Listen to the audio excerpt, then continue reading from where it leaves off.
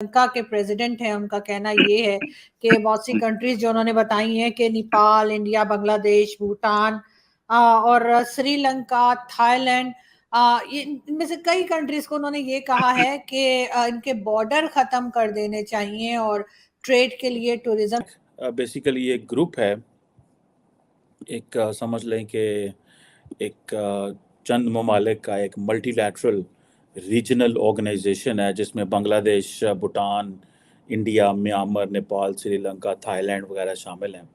और इसको बेसिकली आप कह लें ये Bay of Bengal initiative for multi sectoral technical and economic cooperation के नाम से। Quality wise, India is far ahead of Pakistan. There is no comparison जी, कोई comparison। को नेपाल, भूटान, झारखंड इसके नाम उन्होंने लिए हैं और कहा है कि जी बॉर्डरलेस कंट्रीज, तो खैर हमारा नाम नहीं लिया, हमारा भी ले लेना चाहिए था पाकिस्तान का, मगर पाकिस्तान वो आज इंडिया खुद मुख्तार है। वो आज देखते हो कि दुनिया के फैसले, दुनिया के हाँ ना के फैसले इंडिया। सभी को जय हिंद दोस्तों, आप सभी का हार्दिक स्वागत है जय हिंद रिएक्शंस पर। तो आशा करता हूं कि आप सब लोग बहुत अच्छे होंगे। तो आज हम एक बहुत इंटरेस्टिंग और एक लेटेस्ट वीडियो देखने जा रहे हैं जिसमें आप देखेंगे कि श्रीलंका के प्रेसिडेंट ने एक बड़ा ही इंटरेस्टिंग प्रस्ताव रखा है। जी हाँ, बिम्स्टेक कंट्रीज को लेके, जिसमें भारत समेत नेपाल, म्यांमार और भूटान जैसी कंट्रीज आती हैं, जिनमें उन्होंने ये प्रस्ताव रखा है कि इन कंट्रीज के बॉर्डर जो हैं वो खोल देने चाहिए, जैसे कि यूरोपियन कंट्रीज का मामला है, ताकि इससे टूरिज्म बढ़ेगा और इन देशों में आपस में जो है कल्चरल एक्सचेंज होगा। पर सबसे मजेदार बात यह है कि इस प्रोग्राम से श्रीलंका के प्रेसिडेंट ने पाकिस्तान को बाहर रखा है। जी हाँ, तो देखेंगे हम कि पाकिस्तानी मीडिया का इस बारे में क्या रिएक्शन है। तो ये वीडियो काफी इंटरेस्टिंग होगी, इसे अंत तक देखें और चैनल पर नए हैं तो चैनल को सब्सक्राइब, और वीडियो अगर पसंद आए तो इसे लाइक और शेयर जरूर कर दें। जय हिंद, जय भारत। इंडिया, श्रीलंका, बांग्लादेश, नेपाल, भूटान, ये वही 5 ममालिक है जो सार्क के मेंबर थे, ठीक है जनाब। और थाईलैंड एंड म्यांमार, इनमें 2 और हैं।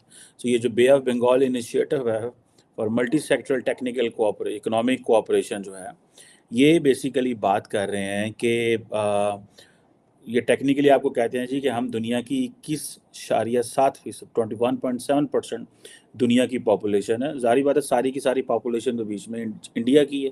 इनमें कौन सा ऐसा मुल्क है? बांग्लादेश ठीक है, बड़ा 20-22 करोड़ का मुल्क होगा। श्रीलंका छोटा सा मुल्क है। नेपाल, भूटान, थाईलैंड, म्यांमार की कोई आबादी नहीं है। सो ज़्यादा इंडिया ही है।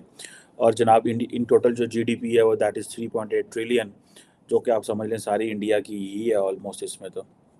बट एनी हाउ, ये क्वेश्चन नहीं है। जो क्वेश्चन मैं बात करना चाहता हूँ वो बड़ी सिग्निफिकेंट है, और वो ये है कि श्रीलंका के जो प्रेसिडेंट हैं उन्होंने ये एक चीज़ कही है जो मैं समझता हूँ कि जब से उनकी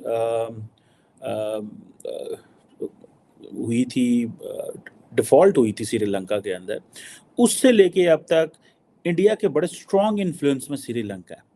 और यही वजह है कि श्रीलंका के जो प्रेसिडेंट हैं उन्होंने ये सजेस्ट किया है कि जो बिम्स्टेक कंट्रीज जो हैं वो बॉर्डरलेस टूरिज्म जोन में हम कन्वर्ट कर दें।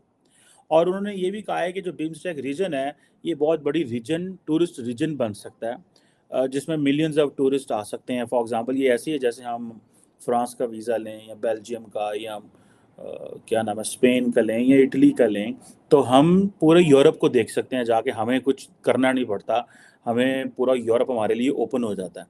तो ये जो चीज़ कह रहे हैं ये सारे के सारे ममालिक जो हैं वो ये बात कर रहे हैं कि मुझे ऐसे मेरी एक दैट्स माय थॉट, मतलब I am be wrong on that, but मेरा थॉट इसमें ये है कि बेसिकली इंडिया ने ही इनको आगे लगाया है और इंडिया ने इनको कहा ये प्रपोजल शेयर करें, और वो कहते हैं कि अगर ये टूरिस्ट रीजन बन जाए। कुछ कंट्रीज के नाम शायद मैं मिस भी कर गई हूँ, लेकिन ये कि कई कंट्रीज के नाम उन्होंने लिए हैं और कहा है कि जी बॉर्डरलेस कंट्रीज, तो खैर हमारा नाम नहीं लिया, हमारा भी ले लेना चाहिए था पाकिस्तान का, मगर पाकिस्तान को ऐड नहीं किया।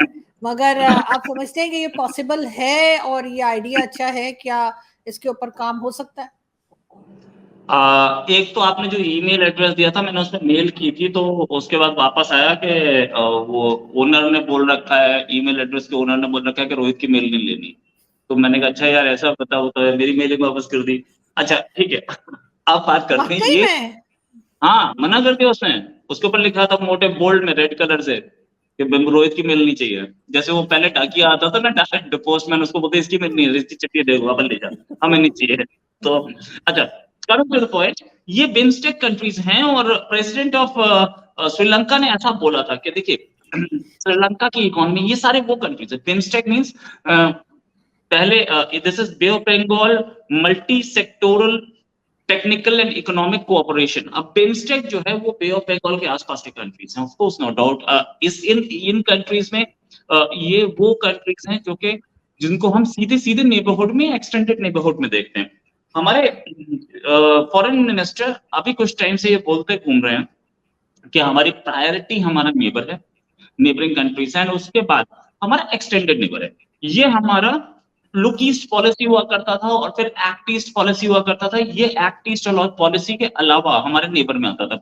इसके आगे हमारा ईस्ट लुक ईस्ट पॉलिसी या एक्ट ईस्ट पॉलिसी आ जाती थी, वो कहीं वियतनाम से शुरू होकर के और जापान तक। तो ये वो एरिया है जिस एरिया में हम चाहते हैं कि हमारा इन्फ्लुएंस अच्छा रहे, हमारे उनसे रिलेशंस अच्छे रहे और हम उनसे साथ। इंडिया बहुत बड़ा मुल्क है।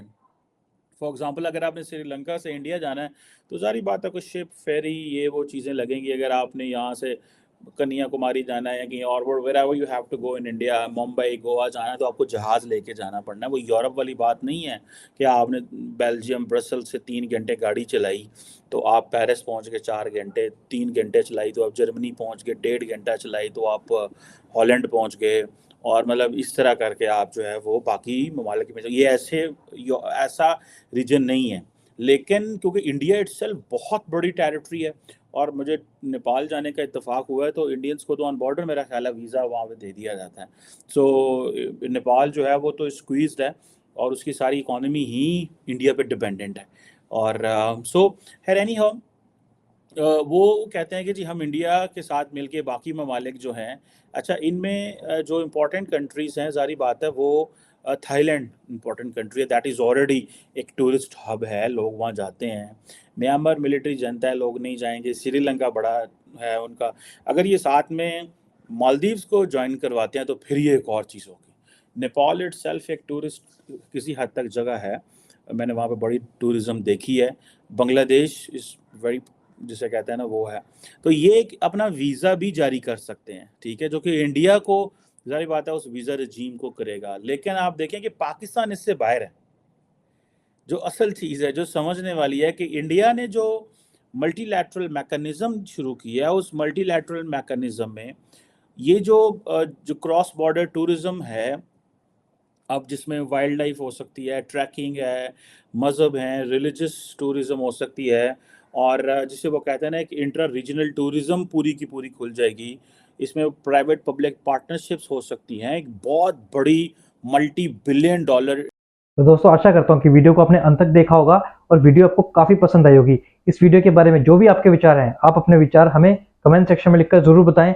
हमें आपके कमेंट्स का इंतजार रहेगा। और वीडियो अगर आपको पसंद आई तो इसे लाइक और शेयर जरूर कर दें, और एक बार फिर से अगर आप चैनल पर नए हैं तो चैनल को सब्सक्राइब कर दें। तो चलिए अगली वीडियो में फिर मिलेंगे ऐसे ही किसी इंटरेस्टिंग और नॉलेजेबल टॉपिक के साथ। अपना ध्यान रखिए। जय हिंद, जय भारत।